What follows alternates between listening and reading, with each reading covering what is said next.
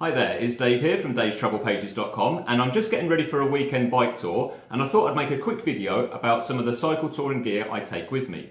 Now this is 10 essential items of cycle touring gear that I take with me whether I'm cycling for 2 days, a week, a month or even a year, so it's like my core gear. Let's get rid of the tea and we'll start. So the first bit of gear is a bike pump, but it's also a bike pump with a pressure gauge. This is a lot better for me than one without. I used to try and test the pressure on my tyres with, just pressing my thumb on the tyre and sort of saying, yeah, that's hard enough. And surprisingly enough, it's nowhere near accurate. Now this is never going to be 100% accurate, but it's all I need. I need to pump my tyres up, for example, between 4 and 6 bar. This gets me around 5 bar using this. Perfect. And also, I've noticed that using the pump with the gauge and keeping my tyres regularly inflated, there's less punctures and the tyres last longer. Who knew? Anyway, there we go, that's what I take. Let's look for another bit of gear. Here we go. This is an Alien 2 multi-tool, and for the most part, I use this for the Allen keys, which are here.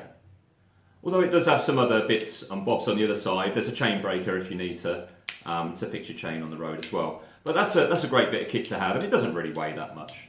Obviously, a puncture repair kit is another good thing.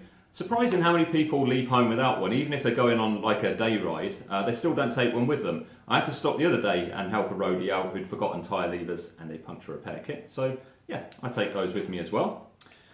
I think that's, what's that, 3 items. Item number 4 is a Swiss Army knife.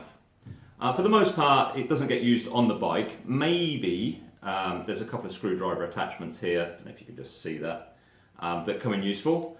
And also it's got a can opener, a bottle opener, a corkscrew, and this knife here, which for the most part I use for cutting sandwiches and spreading bread and that sort of thing. Although it does need a bit of a wash, so I'd probably wash it first.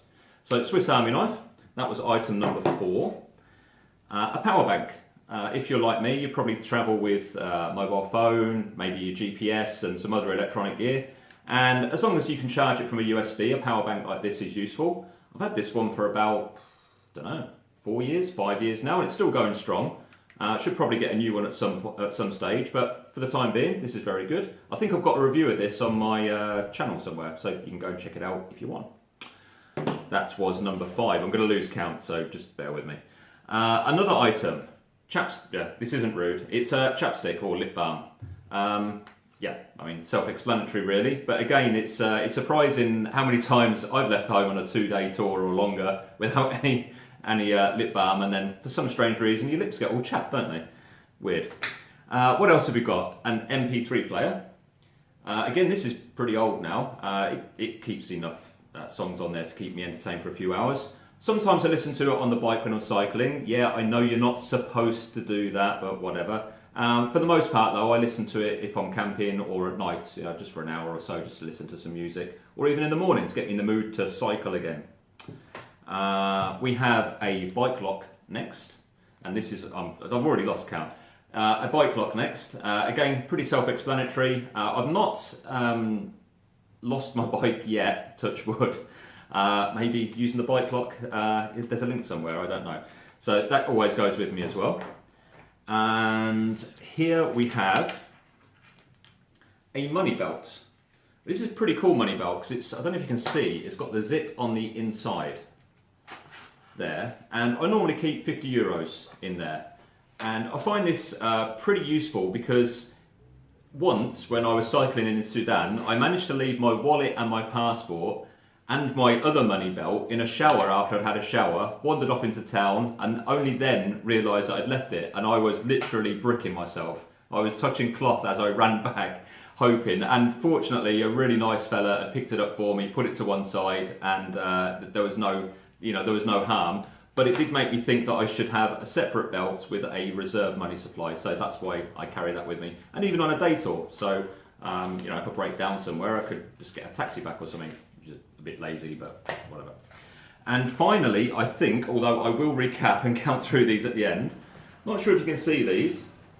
These are my Endura Humvee cycling shorts. Now they're a 3/4 cycling short, and I wear these on all my tours. I think they're really good, really hard wearing, and I think this pair here, I've had this like for 3 years, and it's probably covered now nearly 10,000 kilometers, and they just seem to go on forever. I've bought a new pair and I'm going to be doing a review on this channel at some point in the future, so you could check out my playlist for that. Let's go over the items again. So item number 10, I guess, oh dear. Let's call it number 1. Item number 1, Humvee shorts. 2, Swiss Army knife. 3, Toe Peak alien tool. 4, Powerbank. 5, bike lock. 6, MP3 player. 7, bike pump. 8, money belt. 9, puncture repair kit. And 10, Lipbalm. And they are my 10 cycle touring essentials that I take with me on small tours and long tours. Hope you enjoyed the video. If you did, please thumbs up, subscribe to the channel, and I'll catch you in the next one. Cheers for now.